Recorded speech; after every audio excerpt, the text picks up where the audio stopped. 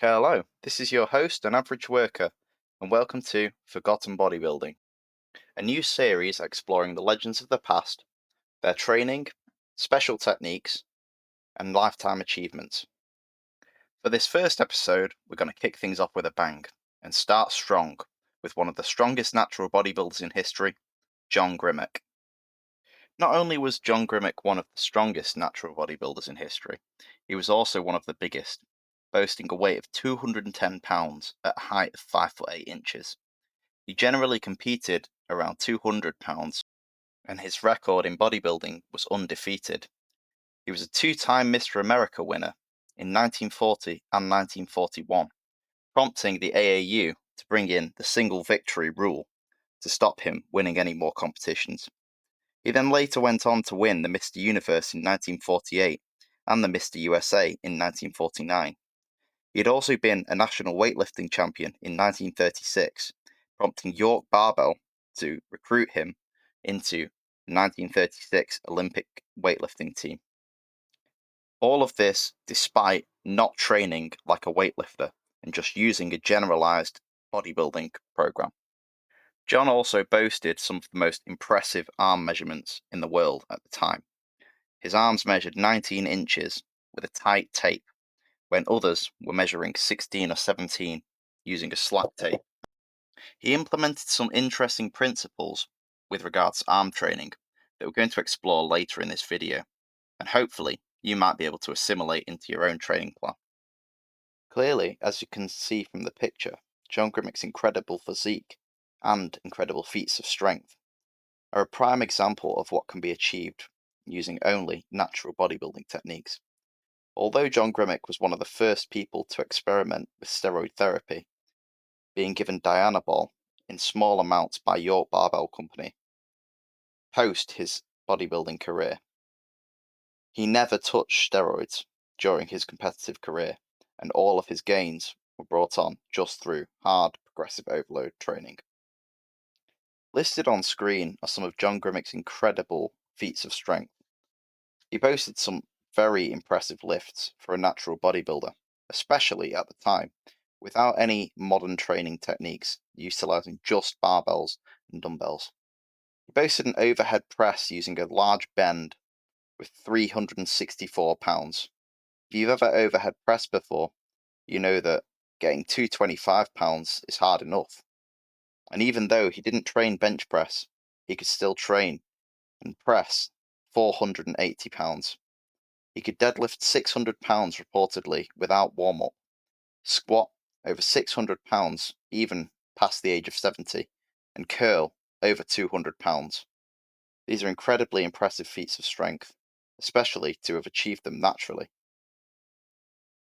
So, how did John Grimek achieve the strength required to perform these impressive feats?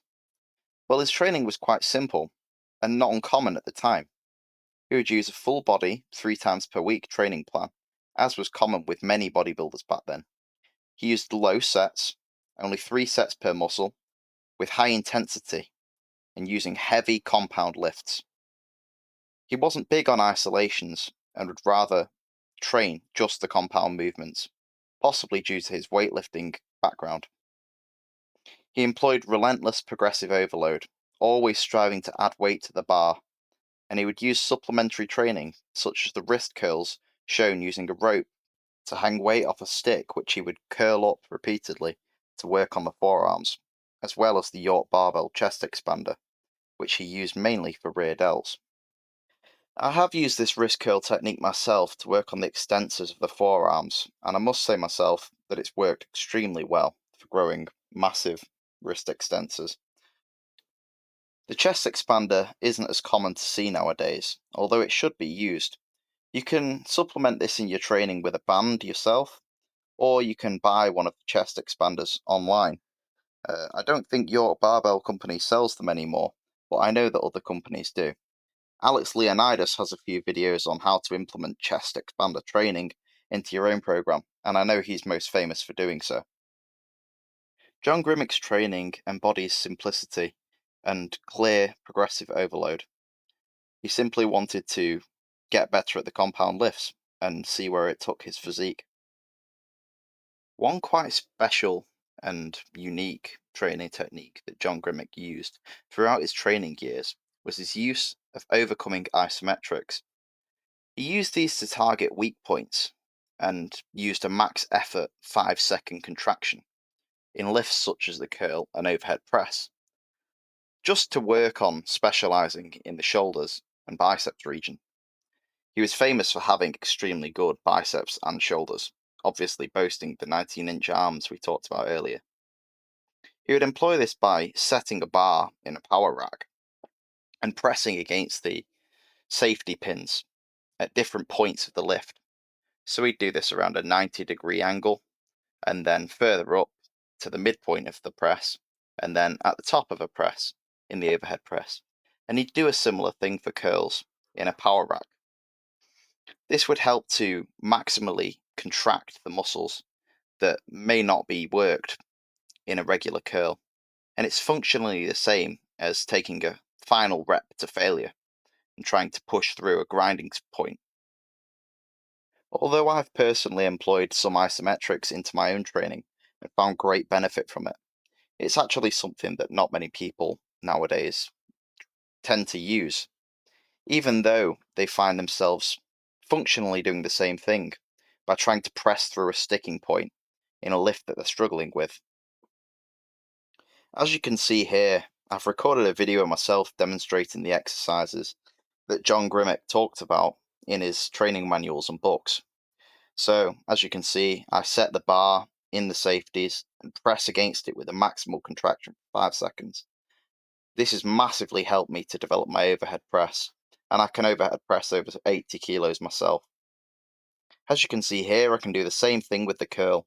I do it at the bottom of the curl, and then afterwards, I do it around the midpoint of the curl. I don't like to do it at the top, as I'm already working that area through preacher curls. I've also adapted John Grimek's training principles to my own training in a modern aspect by using a Panata lateral raise machine. I actually really like this and credit a lot of my side delt growth to just adding this in. It's minimally fatiguing and you can get a lot of benefit from it. So try adding these special techniques that I've talked about into your own routine. And thank you for watching. Stay tuned for future episodes of Forgotten Bodybuilding. We're going to be covering a lot of old-timey bodybuilders and many of their special training techniques that have been lost to the annals of the past. Anyway, thank you for watching. Please leave a like and subscribe if you'd like any of my content, and maybe check out some of my bro split videos while you're at it. Thank you, and bye.